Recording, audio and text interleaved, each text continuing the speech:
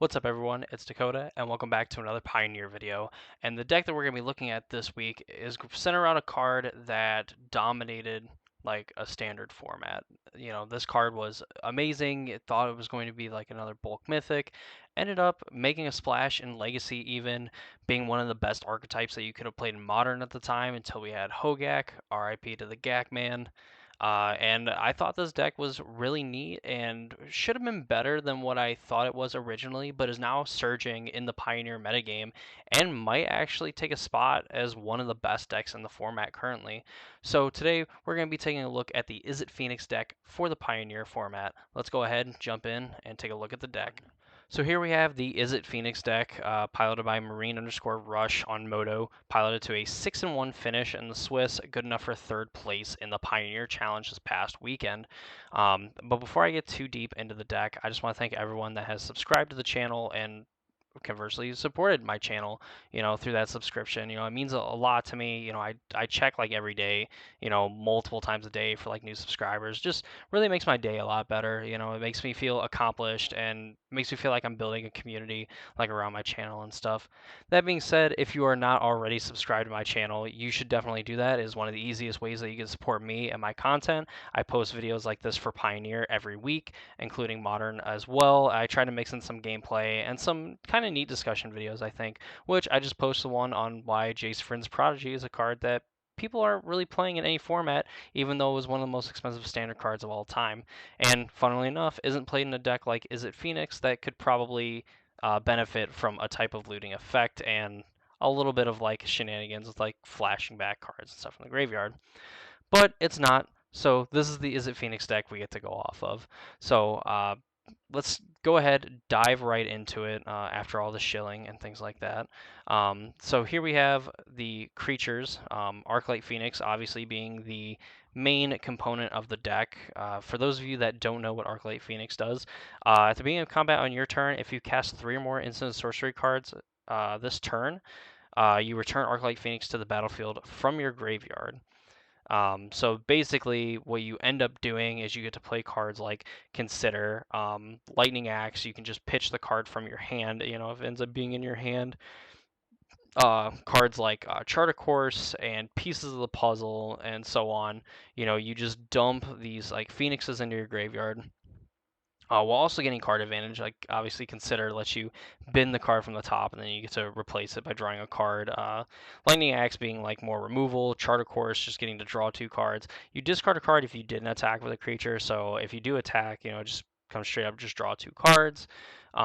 You get cards like Galvanic Iteration to like copy some of your spells, which more than likely you're copying like either Treasure Cruise or Temporal Trespass, which lets you take an extra turn.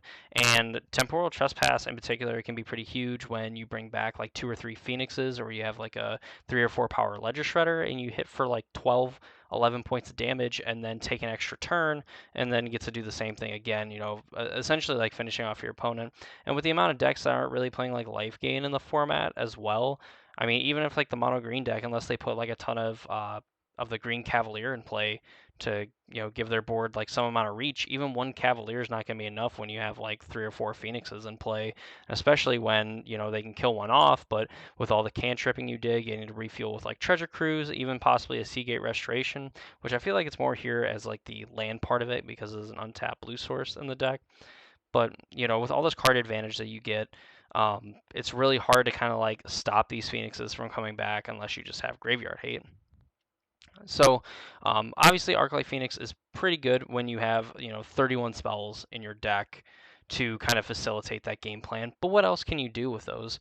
Well, thankfully the other 2 creatures, one being a New Capenna All-Star and ended up being a multi-format All-Star at this point, Ledger Shredder, basically being a 2-mana 1/3 flyer, but whenever a player casts their second spell each turn, Ledger Shredder connives, which lets you draw a card and discard a card. Notably helps with like Arclight Phoenixes, where you're able to just ditch them, grow the Ledger Shredder, and just keep it moving. And obviously, if you're casting like that second spell and conniving with Ledger Shredder, chances are you're able to cast that third spell to bring back an Arclight Phoenix if you bin it from a Consider or from the Ledger Shredder trigger. This card, again, just is super good. You know, the fact that it just does kind of filter through your deck even more, helps you get rid of useless lands, which doesn't grow the Ledger Shredder if you get rid of lands, but at the same time, like, it means that you're putting spells in your hand, which means that you're probably getting Arclight Phoenixes back from the graveyard or triggering Ledger Shredder on future turns. It could also mean that Thing in the Ice could be flipping as well, which this card was super hyped when it came out. Ended up not really doing too much initially, but then when the blue-red Phoenix deck in Modern started becoming a thing, Thing in the Ice, you know, became a part of that deck. It's 0-4 defender for 2, you know, so it actually blocks pretty well against some like the other aggressive decks, you know, the more low to the ground aggressive decks. Enters the battlefield with 4 ice counters on it, and whenever you cast an instant sorcery, you remove an ice counter from it. Then if it has no ice counters on it, you transform it, and when it transforms into the Awoken Horror, it returns all non-horror creatures to their owner's hands.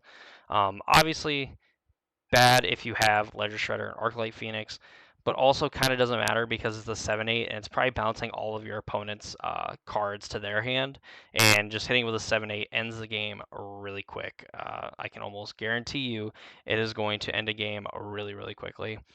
And yeah, the kind of mismatch of like other cards in here, like Treasure Cruise is an honorary like 1 mana spell because a lot of times you are going to be casting it for 1, maybe 2 mana, you know, and the fact that it just draws you 3 cards, the fact that this card is legal in the format alongside like Dig Through Time, but like Dig Through Time isn't even like necessarily good enough in this deck because it's 2 mana to get 2 cards and Treasure Cruise is 1 to get 3.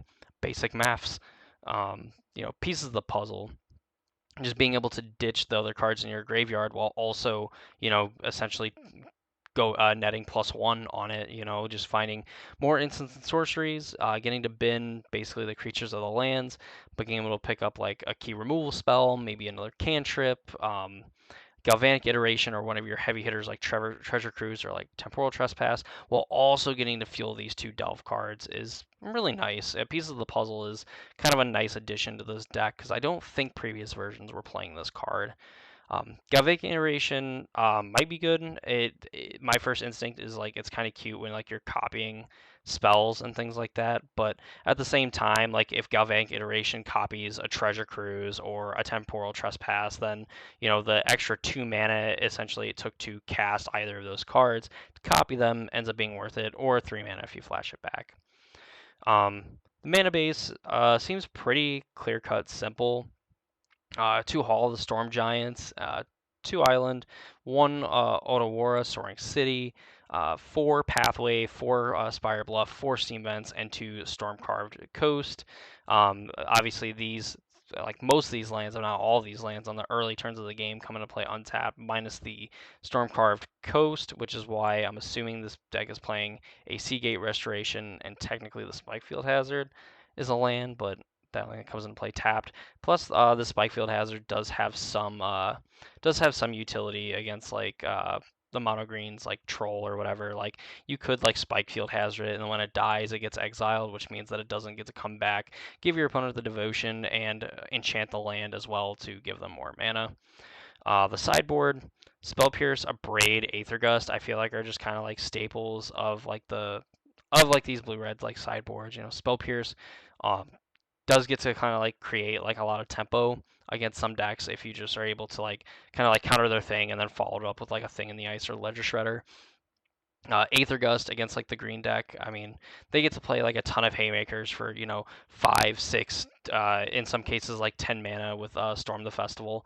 So Aether Gust just getting to deal with those spells and not have to worry about them being uncounterable is kind of nice.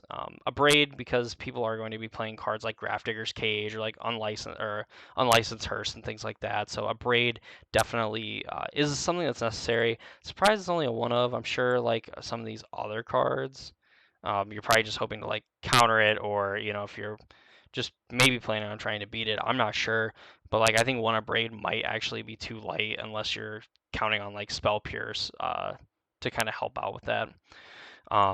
Disdainful Stroke, big mana spells are bad for this deck, so Stroke is good all the time. I want to say minus like maybe casting Temporal Trespasser like Treasure Cruises, Disdainful Stroke usually like leave you up on mana in a sense.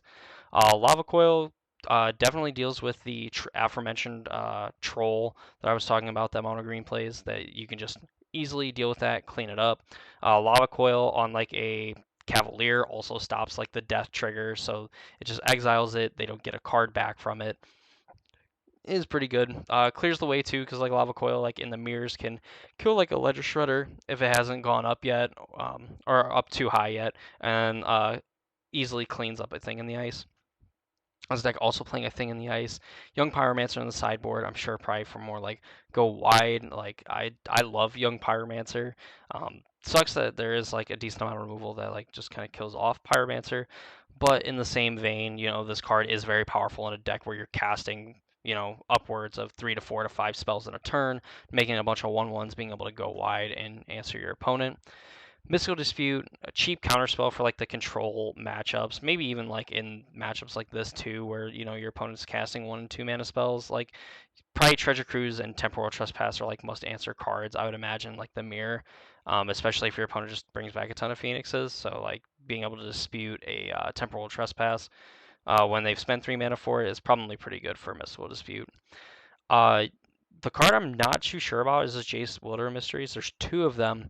I'm assuming that you just kind of get into these games where like they're bound to go long. You just end up milling a ton of cards. You cycle through like a ton of your deck, and this just fuels the graveyard while also giving you the potential to just like Jace Ultimate and either deck yourself to win the game, or possibly even just like fill up your hand and then just go for like a big turn and just kill your opponent, like regardless of the amount of interaction and stuff.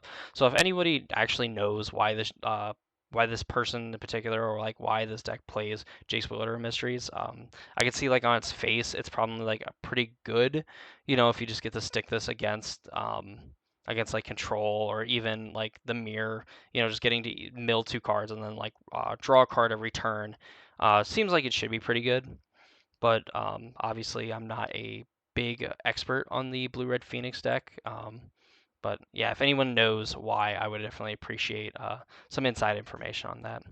So that's the Izzet Phoenix deck for Pioneer. I honestly look forward to like trying this deck out. I think I might play it this week, just because I've loved playing like Phoenix. I played a lot of it I played against it a lot in Modern, and it was always just sometimes it just had draws where you just couldn't beat the deck, and even like when it had draws that you could answer like their Phoenixes, it definitely had like another game plan it could go to win the game.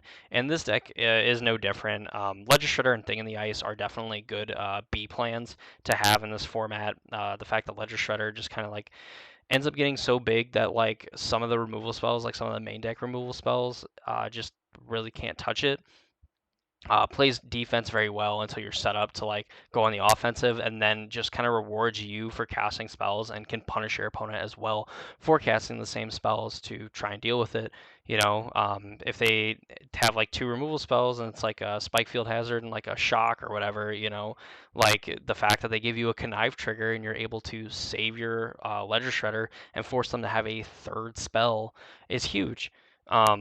And of course, Thing in the Ice is just so big too that it just can beat through a lot of the things that do come down after it just bounces the entire board back, and notably getting to cast or getting to attack after it transforms to let you get in for like a clean 7 points there, and again put pressure on your opponent because then you're able to get maybe 1 or 2 Phoenixes back. They have an 8 and they have to deal with the 6 power worth of flyers. So overall, this deck's sweet. I definitely think it's a deck that's worth playing and getting good with. I mean, like I think the mono green deck is mono green, like the Lotus Field combo deck are the decks that like I enjoy playing the most because like they both kind of feel like combo decks in a way. And this deck is to me like a combo of sorts. I mean, really, it's probably just like a super like aggressive like self mill, flip Thing in the Ice, whatever. But this deck is sweet. Go ahead and play it. I don't know how many times I can recommend to play it. It's definitely worth trying out and worth getting better with, and I think a deck that we're going to take a look at this week and run through some games. So That's going to do it for me in this video. I hope you all enjoyed. If you haven't already, please subscribe to the channel. Helps me out a lot, keeps me making content, and just makes me feel good. And I think everyone loves it when they make someone feel good. At least I would hope so. Also, like the video. Again, just an easy way that you can support my channel. Ring the notification bell when so you know when I have new videos that go up. Also, I have a link to my Discord server in the description of this video. Go ahead, pop in there as well. There's always talking about like different deck lists, different modern decks, pioneer decks, things like that. Just overall, there to kind of talk and hang out with like the people that want to support the community. So definitely in for that. And as always, I hope that you win every die roll, that you keep 7, and that you never miss lethal. Take it easy, my friends. I'll see you all in the next video.